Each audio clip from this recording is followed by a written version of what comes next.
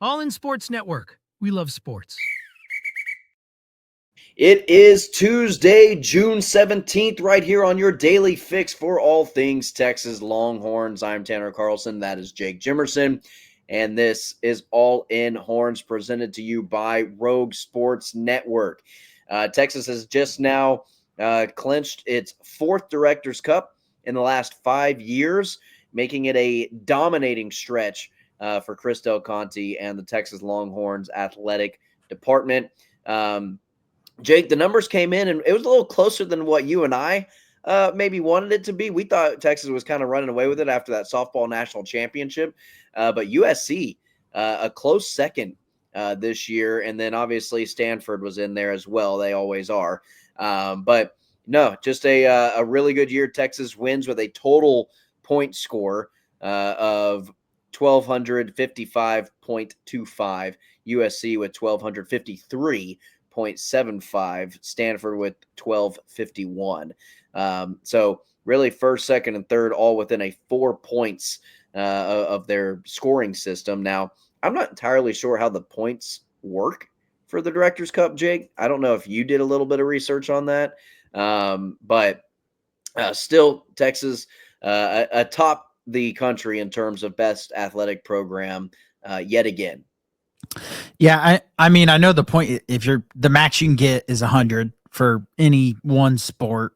If you get first, so like softball and men's swimming and diving both scored 100 each because they ended first, and then it just kind of goes down from there. But I think within groupings, not necessarily by the number, it goes down. It because you look at like football ending third, they had 85 points. And then you had men's golf at fifth, which is 72.75.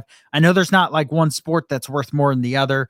I know it's a uniform scoring, but yeah, it just kind of goes down from one being 100 and then two being whatever that is, and so on.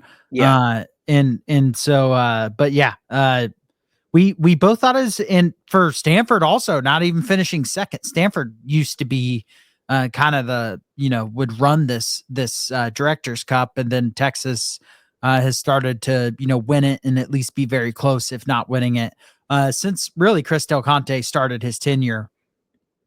He has been a revitalization for the entire athletic program, not just football, not just softball and baseball now and all these different sports, but he has revitaled quite literally just every program. He is focused on winning national championships wherever it is. And if you're not competing for a national championship, or at least getting in that top 5, top 10 range more often than not, your time at Texas is probably going to be fairly short, because you look on the list for Texas, and the lowest ending team was the men's basketball, who finished 65th in the country, which was 5 points. That coach is no longer there. Wow. So yeah, that tells you a lot. It really does, Jake. That's I didn't even really look at the graph that much until you mentioned that, and it was your lowest scoring, and that was a team that also underperformed, and you're also thinking surely this isn't the 65th best team in the country, and they finished that way. So also underperforming under circumstances in which your entire athletic program, you're the least successful out of the entire athletic program or the department. Yeah, you're probably going to get canned. But Jake, I wanted to bring this up. Here's the Christel Conte era at the University of Texas. Since Texas hired Christel Conte as their athletic director, 15 national titles, 70 conference titles, 30 top 2 finishes, 47 top 5 finishes, 75 top 10 finishes, 87 top 15 finishes, 114 top 25 finishes, 6 top 5 Director Cup finishes, and 4 Director Cup titles. Yeah, and what's so impressive about that is it's not just the Olympic sports that are kind of pulling the weight for Texas. Baseball has had multiple top 10, top 5 finishes while Chris Del Conte has been there. Basketball has had a top 10 finish. Women's basketball has obviously consistently been at least top 8. Football has become now in the last 2 years a top 4 finisher in each of the last 2 years with a conference title and a conference title appearance in their first year in the SEC. And then softball has been a constant presence in the Women's College World Series, in the national championship game, finally getting over the hump and winning it this year. And so it's not just, the swimming and diving and the track in those sports kind of carrying the weight like it used to be for the Texas athletic program. Now Yeah. it's every single sport performing really well. I mean, almost every sport finished at least in the top 25. The only non-top 25 finishes outside of men's basketball was the men's indoor track and field at 26, women's cross country at 31, and men's outdoor track and field at 34. Those Also, finishes. one thing that I noticed between Texas and the other top 3 programs to finish in the Directors Cup this year, USC had one program who finished outside of their ranking system and scored 0 points. That was their men's basketball program. That was the only athletic program that scored a 0 for USC. Stanford has 3 programs that scored a 0, and they still managed to get third. And they also managed to get 4 less points than Texas. They were unranked and didn't finish within the ranking system in women's and men's basketball, as well as baseball for Stanford. So pretty incredible stuff. I'm actually surprised they're And football didn't even make the chart for Stanford, so that's okay. basically a 0. There you go. I was about because to say, only a certain amount of sports can score, and okay. so some sports get left off. So football might as well be on that graphic with a 0 Yeah. as well. Yeah, that So makes a lot of sense for Stanford would be kind of where Texas was not so long ago, where it was all the, the swimming and diving, the gymnastics, soccer, tennis. It's kind of those sports carrying the weight. Now Texas is much more evenly spread. I mean, your worst finish, other than those non-top 25 finishes I mentioned for Texas, so 4 that didn't finish in the top 25 out of, I think it's 14, 15 sports, something like that. Maybe it's more like 17. But it was baseball who finished 17th and won an SEC regular season title. Wow. That was one of your worst finishes. Tied with women's soccer at 17th. Everyone else finished within the top 10 as far as on athletic teams that scored in the Directors Cup. So it really just another remarkable season for Texas athletics as a whole, not only at the major sports level, but also, at the Olympic sports and at some of the sports that maybe don't get as much love, throughout the season on podcasts and such. Yeah, Jake, I want to just bring up as well. Here are the you had 8 SEC titles this year for the Texas Longhorns athletic department. Women's soccer won their SEC tournament. Men's swimming and diving, women's swimming and diving took home SEC titles. Women's basketball regular season, men's tennis regular season and tournament champions. Rowing and baseball regular season champions. And those are the 8 teams that won the SEC. Now they've also got beach volleyball on here, winning the Coastal Collegiate Sports Association tournament. So I guess that's but 9. I guess that's what conference they didn't score for the Directors Cup because that's not an NCAA. Yeah. That's some affiliation. other thing, but that's what I was just reading on the website. But those were the 8 programs that won SEC titles. And if you want to count regular season, Texas football regular season was the top ranked team coming out of that. Now, I know football doesn't really rate them based on regular season. It's based on the conference championship game. But still, you can't really say Texas had a bad football season just because they didn't. They ended up making it to the they were one of the Final Four teams, a semifinal finalist in football, volleyball, made it to the Sweet 16 And technically, the basketball team made the tournament if you count the first four, which I don't typically make the first or count the first four. But women's basketball, NCAA semifinalist, beach volleyball, NCAA quarterfinalist, women's tennis round of 16, Sweet 16 appearance. Men's tennis was a semifinalist, women's golf quarterfinalist, men's golf quarterfinalist. Rowing got third. But yeah, softball and your men's swimming and diving national champions this year. But yeah, just an all around, just insane athletic season for us to do in our first year covering Texas athletics. Again, no shortage of content was provided to us, podcasters and bloggers, for the Texas Longhorns.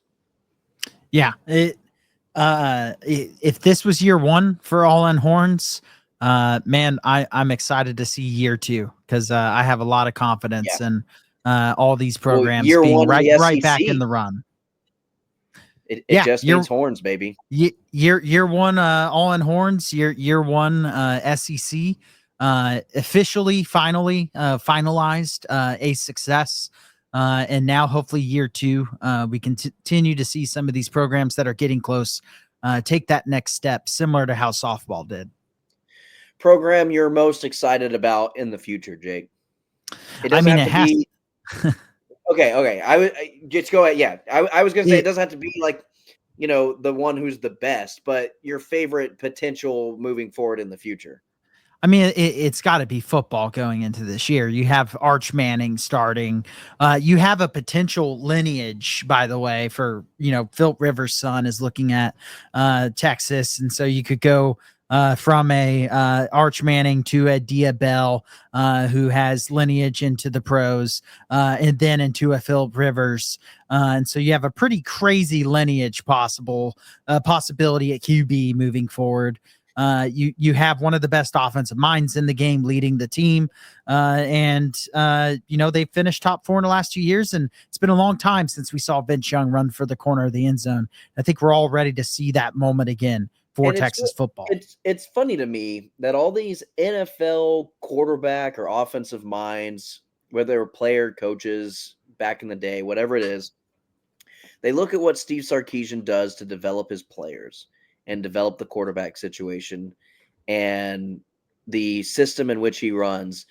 And all these pro quarterbacks and former NFL personnel guys are saying, yeah, I want my son or I want my nephew to go play for that guy there. That tells you a lot as to his football IQ of what Steve Sarkisian's doing. Almost like Quinn going in the 7th round had no effect on that, because I think a lot of people probably in the know a lot more about why he went in the 7th round. The drop he had in a very weird NFL draft at the QB position. Yeah. And Quinn Ewers playing through a torn abdominal for the whole season that also hurt his draft status. So I think the people you can't say that's NIL. None of those kids need NIL money. So you can't say it's just because of NIL. And also they're going to get huge NIL wherever they go. So I think it speaks a lot to the how Steve Sarkisian is viewed by people that actually understand the sport at a higher level than you and I can even dream of. What their view is on Sarkisian and the Texas Longhorn football program as a whole. Yeah. I'll give a different answer. My answer is football as well, but I'll give a different answer just for the sake of conversation. I'm going to go men's basketball, Jake. Now, I could say baseball. I think baseball is a very viable answer here with Schlossnagle and kind of what he did in year one and building upon that. I'm very excited to see what Sean Miller can do with this basketball program and him having the resources that he's going to have, being in the SEC, being at the University of Texas. And it'll be very similar to kind of what we saw with Arizona, except I think maybe possibly better with more support, more resources at his disposal. I mean, I think that's fair to say. Yeah. And I kind of glad to hear you go. I think we both agree baseball would be a very obvious answer to make here. But I think it's fun to go with the kind of the new kid on the block with Sean Miller as a head coach in the athletic program. And someone just that some again, people weren't as excited about, but you and I both have yeah. explained in detail why we're so excited about him. The And I think question, Texas fans, the question was, who are you most excited? What program are you most excited about? I think I know kind of more. I maybe my answer may have been baseball last season. This time last year, maybe would have been baseball. But yeah, I just think the excitement around a new coach, a promising, optimistic, potential, kind of revitalization of that entire program, and I think Texas basketball, Jake, deep down in the depths of my brain and my heart, I've always wanted them to be kind of not a powerhouse, but just a team that's constantly competing for an Elite Eight or Final Four. I've always wanted my team to be a March Madness team, and I've never really had that with Texas. A couple appearances here and there, maybe a Sweet 16 is a good season, and then it's just that is what it is. I've always wanted Texas to legitimately compete for a national championship at the basketball level, and I think we've had maybe one or two of those years in our lifetime. yeah, I mean, Rick Barnes was the only time where the program felt like it was at a state of being a constant March Madness contender, at least as far as Sweet 16s, Elite Eights, that type of thing goes. But there was still really only 1 year, maybe a second year in there where they felt like they were a national title potential team. I would say Uh, the KD year, we felt like we could win a national title, and they just fell woefully I short. try to forget that USC game happened. I try to erase that one out of my mind. Yeah, that one was, that I don't want to, I don't need to rehash that right now. But yeah, no, I'm really excited, but I'm also excited because I don't think Texas basketball has had a fun system to watch. True. Maybe even, I mean, some of the Rick Barnes, since the Rick Barnes era at the least, Shaka Smart style was not fun to watch. People forget, under Chris Beard, the offense was not fun to watch. No. Defense generated everything, and that style of basketball does work. And Chris Beard has been a proven winner. He's gone for reasons off the court, but the offense had a lot of issues still while Chris Beard was there. And then obviously the Rodney Terry style of basketball was not a system at all. And so Sean Miller runs a proven, he has a proven offensive mind. And that was what we asked for, when the firing happened of Rodney Terry. We asked that, we wanted Texas, not that Chris Del Conte gives a crap what we say, but we wanted him to go after someone who had an offensive mind. He went out there and he did get someone that is known for his offensive system. He kind of listened to us in a way. You could say so. Just like softball used us as motivation. You could argue, we're the ones behind the curtains pulling the strings. And we just you're welcome for the Directors Cup, everybody. But Texas does win its 4th in 5 years, and just an all-around great athletic season, and looking forward to doing it again. Oh, before I go, I wanted to include this into the broadcast as well. Between 2001 and 2005, Jake, here are the number of UT top 5 NCAA team finishes. All right, from 2021 to 2022 year, we had 12. That is the top all-time, also Director Cup champions that year as well. This year, 2024, 2025, top 5 finishes, we have 10 of them. 2022 to 2023, 10 of them. 2020 to 2021, there was 9, and then 2023 to 2024, there's been 8. So really from 2020 to 2025, it has been the best the Texas athletic program has ever been in its history, and it's really not even all that close. And that is all thanks to Mr. Chris Del Conte. And that's what I want to end the show with. And environments that are truly fun and a true home field, home court advantage for their teams.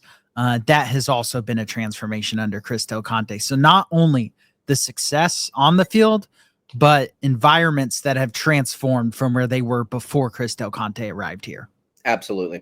All right, that's going to do it for today's episode of All In Horns Director Cup champions. Yet again, are the Texas Longhorns. This is your daily fix for all things Texas Longhorns. Please don't forget to like, share, and subscribe to the channel. We release these episodes Monday through Friday, each and every single day at noon, just for you. Well, that's Jake Jimerson. I'm Tanner Carlson, and as always, All in Sports Network. We love sports.